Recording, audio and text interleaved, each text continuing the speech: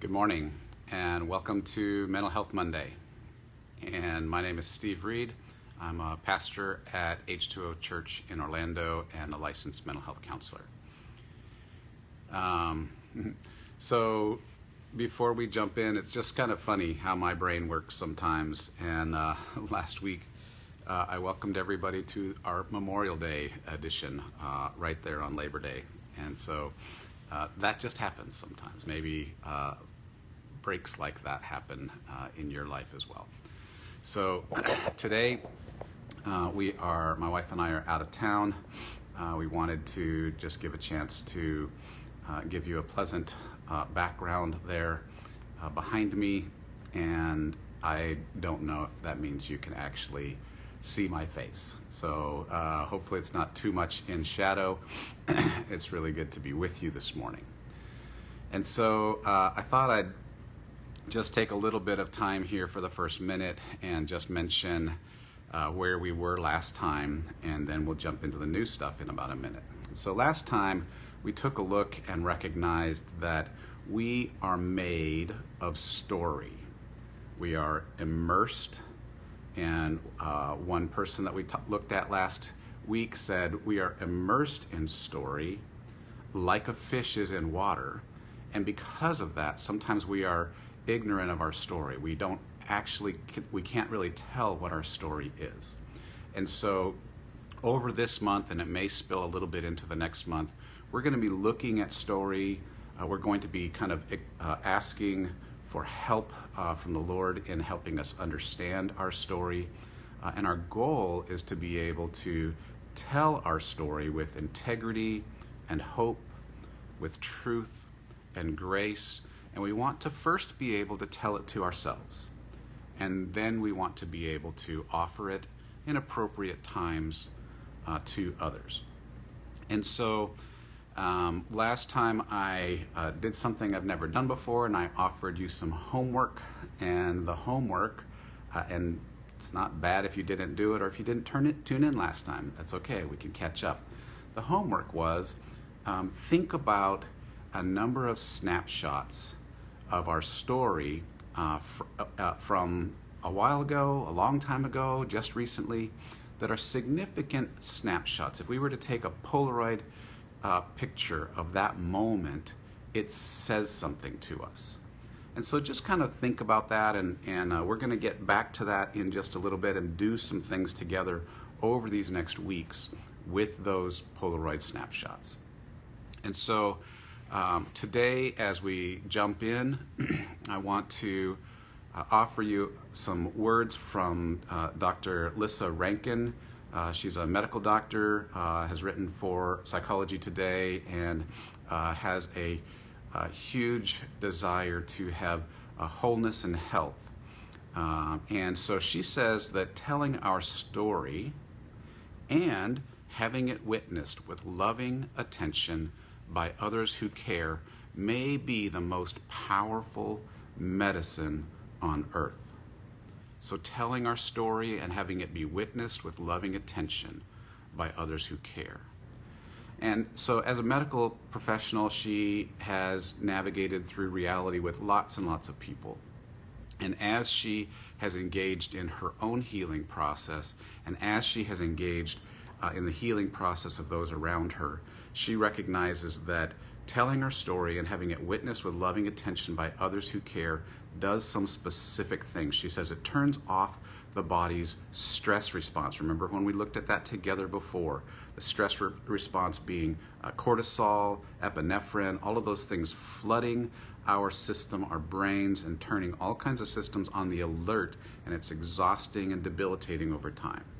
So not only does it turn off the body's stress response, but it turns on the relaxation response. The relaxation response is that part of the system that is tied to oxytocin, dopamine, nitrous oxide, endorphins, all of those hormones and activities that go on in the brain that help us tune into hope, tune into healing, and it's really a blessing.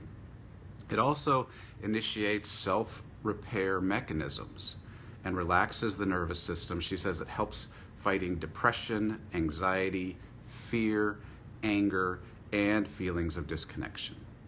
And so as we engage in this process together, I just want to invite us down that road that says, okay, so as we are doing this, first off, we want to understand our story. We want to see enough about this water that we're swimming in of our story that we can actually tell what it is. And we're going to notice some things today about our stories, and we're going to try to lean into being able to tell it well. And so that homework that I gave, I guess the only really way to describe it well is to go into some of my own snapshots. And we're going to notice that some of our snapshots have a negative tone and taught us something negative about ourselves or the world, and some potentially have a positive tone. And we're going to want to notice those categories. We're also going to want to notice that some things told us something right then, and some things we didn't really get what it was telling us until much later.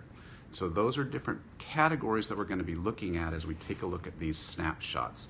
So I'm going to offer you a few snapshots from my story, and as I'm offering them, I want you to be thinking about some of those snapshots from your story and just kind of understand how I'm processing some of these moments in my story and as an offering to your story. So I want to talk about Brussels sprouts. Brussels sprouts is a moment in time when I was very young, and in my family, we did not fill our plates and then go sit at the table. We sat at the table, somebody else filled our plates and put it in front of us. And the rule of the house was finish everything on your plate. And so finishing everything on your plate when you're a young person can be a significant challenge. And Brussels sprouts was a real big challenge for me. I had had them before, I did not like them. They had this response inside of me that made me want to choke, but the rule was finish everything on your plate. And so the challenge was then, how do I navigate this well? And I just sat there, and everybody else left the table, and I sat there. And and for me, and it was a couple years ago, so I don't know how long forever was, but I sat there forever, sitting there with the Brussels sprouts. I think there was about 4 sitting on my plate that I needed to eat before I could leave the table. And so I sat there and sat there and sat there, and finally I decided I don't want to sit here anymore. I'm just going to go ahead and put them in my mouth, chew them up real quick, and swallow them. And so I did that, and I had that same feeling inside that I had always had with Brussels sprouts, and suddenly they all ended up back on my plate. And so that was a horrible memory, and I don't remember what happened as a result after that. I know that I probably had to clean it up, those kinds of things, but it told me something. It said, I don't have a voice. I don't get a choice, and I don't have a voice. And that left a message in my head and in my heart. And there was another moment that's called, the words are, the description of it is exactly what the words are. Go to your room and come back when you have a smile on your face. Now, that is, parents are at a point when they're desperate and the tantrum or whatever is going on is too much and they want to give a timeout, and those words might come out just like that. And I'm not saying that those words are bad or good parenting. I'm just saying that for me in my story, those words at that time taught me my emotions don't matter. Whatever I'm feeling actually doesn't matter. What matters is what I'm projecting, and that everybody around me needs me to have a smile on my face. And so that taught me something. And so those are 2 Polaroids. There's another one, and those both came with a message right then.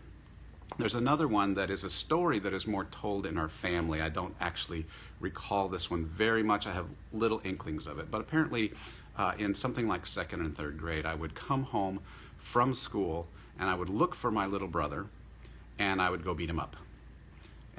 And that, as I think about it, I think, wow, looking back, that says to me something now. Well, there must have been an awful lot of things emotionally going on inside of me during the school day for me to come home and consistently look for my brother to beat him up.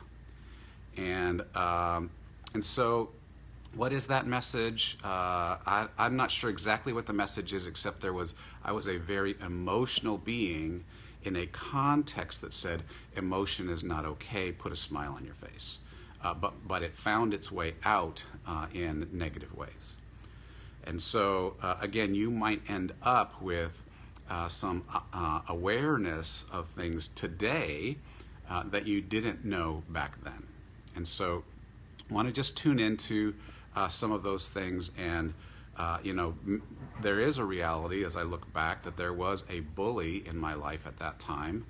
His name was Danny, and it could very well be that as Danny bullied me, I got back from school, and we weren't calling it bullying then necessarily, and it wasn't as bad as it is in today's culture. But I just apparently took that out on my brother. So there's 3 examples of moments in my life, Polaroids, taking a snapshot that say something to me about me. So Brussels sprouts told me I get no voice. Go to your room and come out when you have a smile on your face told me my feelings are irrelevant. And the third one, beating up on my brother, tells me as I look back, there was an awful lot going on emotionally in that little heart that was beyond what he was able to handle. So notice too that all 3 of those are semi-negative. And you might have come up with amazingly positive things, and that's fine, but oftentimes when we think about the things that are the ones that stand out, at the beginning especially, they're negative. And so I want to mention negative in a couple of ways. Like, there might be some things that are so negative they're traumatic. And that snapshot, if you take a picture of that snapshot, it might just be black or red. It might not have a picture on it, and that's okay. It may be too painful to go into that moment. If there are moments that are too painful to go into, I invite you to find a person that you can talk to about that, who is skilled and able to help you walk through trauma moments. Many of us have trauma moments in our lives, and we're not looking during this segment and when we're talking about our story to try to bring up all those things and surface all the pain that goes with them. We're just wanting to notice that moments tell us something about us. And so if that snapshot needs to stay black, but you notice the message that comes from it, I'm powerless, I don't have a choice, whatever those moments are, then that's helpful. I want to also remember that earlier in Mental Health Mondays, we talked about a man named Daniel Amen, and Dr. Amen has invited us into recognizing that our brain naturally goes towards the negative, and we have to work to invite it to the positive. Our brain goes to the negative because that's where the danger is. If I don't pay attention to negative, I could get hurt. So we want to, for a moment, just take some time and start, think about something that makes you feel connected, makes you feel happy, makes you feel encouraged and hopeful. And I think about some of those things, and right now, this weekend here at the beach has been amazing and encouraging. And I look at the beach behind me, and my heart is relaxed some. And as I think about that, my mind is taken back to a time when my family lived in Japan before I was in first grade. And there's this memory that I have of walking along the beach with my family, and we came across, on a beach much like this one, a group of men pulling a great big fishing boat up onto the sand. And they had these railroad tie-like blocks of wood that had been oiled, and they were putting them one by one in front of the boat, and then each man had a strap attached over his shoulder, and they were pulling this boat bit by bit up onto the shore to do some work on it. And I remember that moment, both it was amazing to me, and second, it did teach me something. And I thought, there's no way any one of them could do that. There's no way any 3 of them could do that. There's about 25 men, and all of them were pulling, and then they'd pause, and then pulling, and then they'd pause, and then they'd move one of those pieces of wood up to the front, and they'd pull it, and they'd pause, and they'd pull it, and they'd pause. And it taught me that we can do much more together than we ever could alone. And there is that reality that in me there is this deep awareness of team and how we need each other. And that wasn't something that was ever taught to me out loud, but I learned it from moments like that. And so there's a moment like that in my story. There's a moment when in maybe 5th grade, the teacher had asked me to stay afterwards. I had helped her with a couple things along the way, and we were working together at catching a gerbil that had gotten loose in out of its cage and into the classroom, and we got rigged up a box and some peanut butter and a stick and just to catch the gerbil, and as we were winding that up, she just said, Steve, I want to mention to you that you really, really have helped Alfonso. Alfonso was a friend of mine, and I was just we hung out and we did homework together and we connected after class, and we were just friends. And she said, Steve, you've really helped him since you guys have started hanging out together. He's changed from a D student to a B student. He gets A's. He's connected. He feels like he pays attention in class. And I thought, interesting, I have never actually thought of myself as somebody who can make a difference. And that 5th grade teacher offered me something new in my story, that I could be somebody who can make a difference. And so I just want to invite you, the way that we find those moments is to begin to remember how our brain works. It can either connect narratively or it can connect emotionally. And so as we find ourselves purposely in places that are relaxing, that are encouraging, that are hope-filled, notice that same question: when have I experienced this before? And what were the messages that came from that? So that's what we have time for today. I just want to invite you into that process. This is sort of a workshop divided into sections about a week at a time. And so just lean into those moments in your story, write them down, pray about them, invite out this story, because telling our story and being witnessed with loving attention by others who care may be the most powerful medicine on earth. Have a blessed week. Look forward to being with you again. Thanks.